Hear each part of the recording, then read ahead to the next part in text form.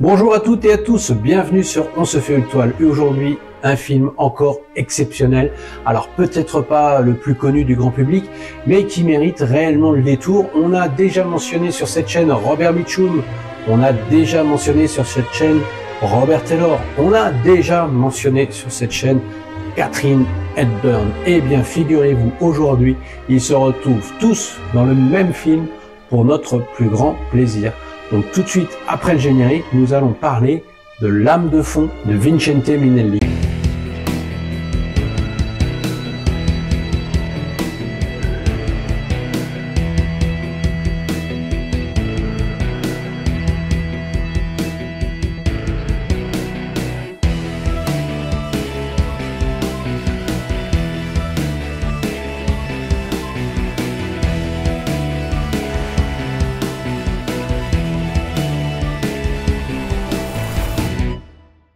L'âme de fond est le titre français d'un film réalisé par Vincente Minnelli en 1946. On est sur un mélodrame qui repose principalement sur ses trois acteurs principaux précédemment cités.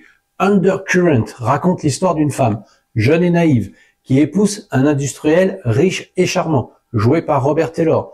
Celui-ci finit par lui confier qu'il a un frère psychopathe, joué par Robert Mitchum, autrefois meurtrier et encore fragile actuellement. Lorsqu'elle rencontre le frère, par hasard, grande est la surprise de l'épouse. C'est un homme intelligent et sensible, dont elle est fascinée malgré elle. Les soupçons qu'elle nourrissait confusément à l'encontre de son mari se confirment. Et ne serait-ce pas lui le meurtrier psychopathe ?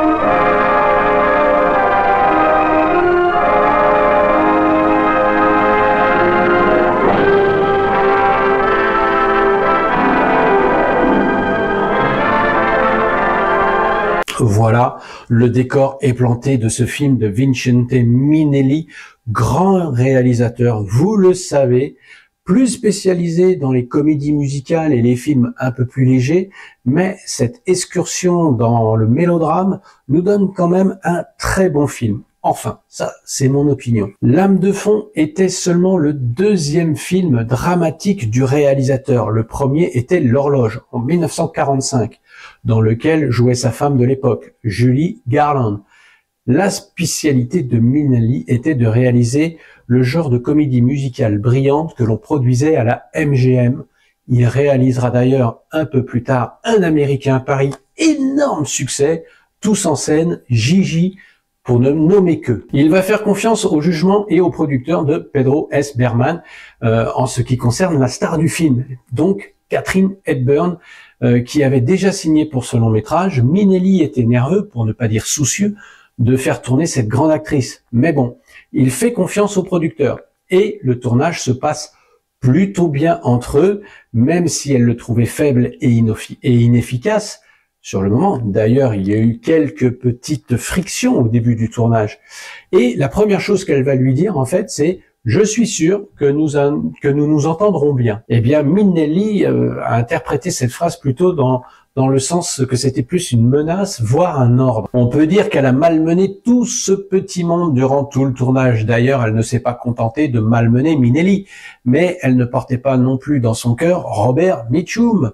On y reviendra un peu plus tard. C'était le premier film de Robert Taylor depuis son retour du service militaire dans la marine américaine pendant la Seconde Guerre mondiale. Et il craignait que le film soit une vitrine pour Katharine Hepburn, le laissant un peu de côté. Mais malgré tout, il change d'avis après avoir réalisé que la mise en scène de Minnelli a contribué à améliorer ses propres performances. If it's a mistake, I suppose I'll have to return this, but I hate to. I'm tempted to steal it. Alan, what's the penalty for stealing books? Stop shoving that book at me. Can't you see I don't want to discuss it? Don't you know by now whose book it is, don't you?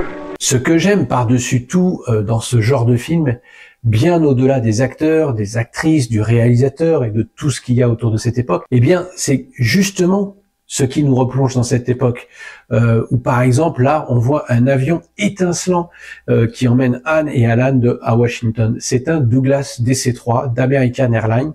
C'est un avion juste magnifique, tout comme les voitures. Par exemple, Alan conduit une Lincoln Continental décapotable de 46 et la voiture de location que conduit Anne, c'est une Chrysler décapotable de 42. Deux voitures juste magnifiques qu'on n'en verra plus jamais des comme ça de toute façon, parce que quand on voit ce qui sort avec les voitures électriques, ça ressemble à rien, et autres, mais bon, ça c'est un autre débat. En fait, les voitures d'aujourd'hui n'ont aucune âme, aucune présence. Là, ces voitures-là, elles avaient de la gueule, quoi. Parlons un petit peu de Robert Mitchum. J'adore cet acteur, puisqu'il a ici pas un rôle forcément signifiant dans le film, mais malgré tout, c'est un peu sur lui qu'on va s'attarder le plus. L'année précédente, il avait reçu d'ailleurs une nomination pour son rôle dans The Story of G.I. Joe, pour le meilleur second rôle. Et David O. Selznick est d'accord pour le prêter à d'autres studios, moyennant un montant de 25 000 $ hebdomadaires, alors que l'acteur, lui, n'en touchait que 350. Il y a un sacré gap, hein. Et malgré tout, faut rentrer. Il était déjà père de famille, il faut rentrer un petit peu de beurre pour mettre dans les épinards. Alors, il se contente pas de ce film, mais il tourne 3 films en même temps. Selznick l'a donc aussi prêté pour un autre studio, pour la valeur, encore une fois, de 25 000 $. Très rentable pour le studio, le Mitchum, hein.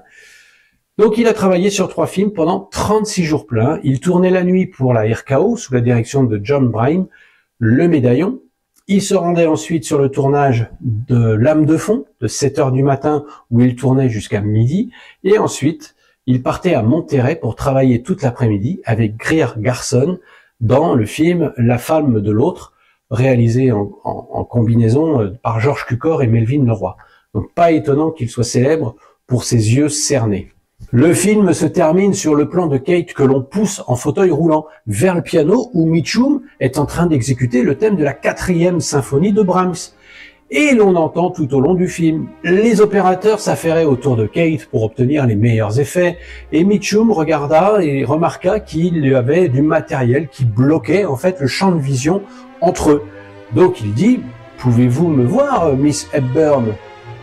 Et elle lui répond avec un sourire suave « Pas même si j'en avais envie. » Mitchum avait peut-être la réputation d'être un dur, mais en fait la remarque acerbe l'atteignit quand même profondément.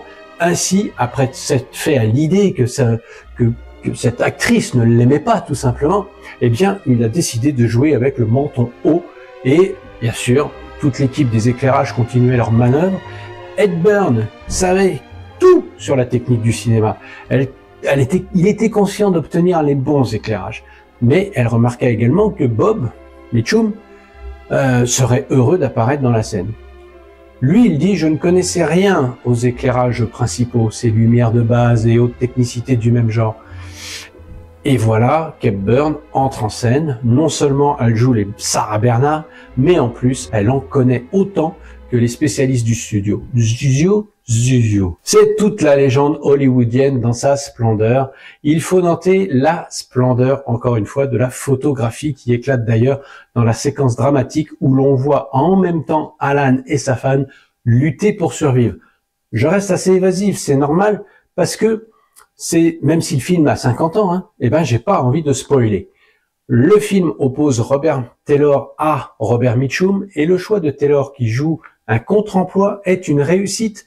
Pour obtenir de Taylor un regard d'aimant, écrivait Minnelli, je lui suggérais de s'entraîner à fixer dans le vide sans scier, pensant que ses yeux s'élargiraient en fait et qu'il obtiendrait ainsi une expression fanatique. Ce que Taylor a réussi parfaitement. Hein. That's not true. You were happy last night. Not because I hadn't killed him, but because he was alive.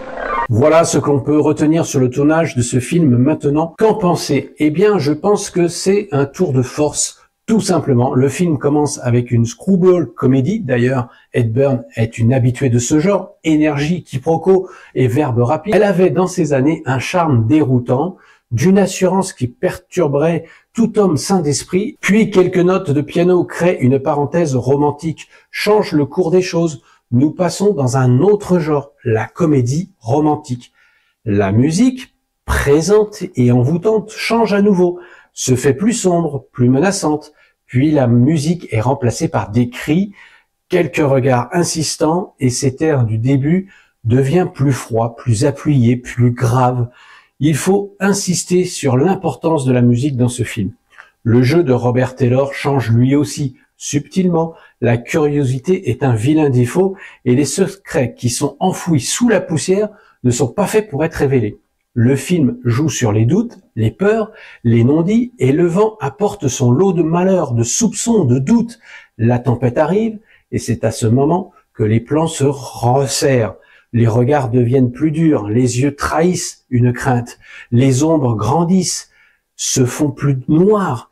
La personnalité de l'épouse, si forte, joyeuse, s'efface petit à petit sous l'emprise de cet homme charmant, mais toxique. Hepburn, considérée comme l'une des meilleures actrices de cette époque, est sublimée par Vincente Minnelli. Elle joue toutes les émotions avec ferveur et talent. Robert Taylor, jeune premier de Hollywood, se détache de cette image pour se fondre dans la peau d'un homme au passé trouble, pas si bien sous tout rapport. Et enfin, Mitchum, à ses débuts, on va dire, il a quelques films derrière lui, mais bon, avec très peu de présence à l'écran, mais qui marque le film même lors de ses absences. C'est un grand film, on ne peut pas le qualifier de film noir, c'est sans nul doute un thriller moderne, efficace et qui fonctionne encore aujourd'hui. Pour conclure, je dirais qu'on se laisse facilement captiver par cette histoire sombre et intrigante grâce à un scénario fort et une atmosphère prenante. L'âme de fond est un film qui paraît plutôt sous-estimé maintenant. À vous de voir, hein. Je vous remercie, j'espère que ça vous a plu. J'arrive au bout de cette vidéo. Je vous incite comme d'habitude à liker, à partager, à mentionner un commentaire pour savoir si vous avez vu ce film, s'il vous a plu ou pas. Et moi je vous dis à très bientôt pour un nouveau film. Ciao, ciao.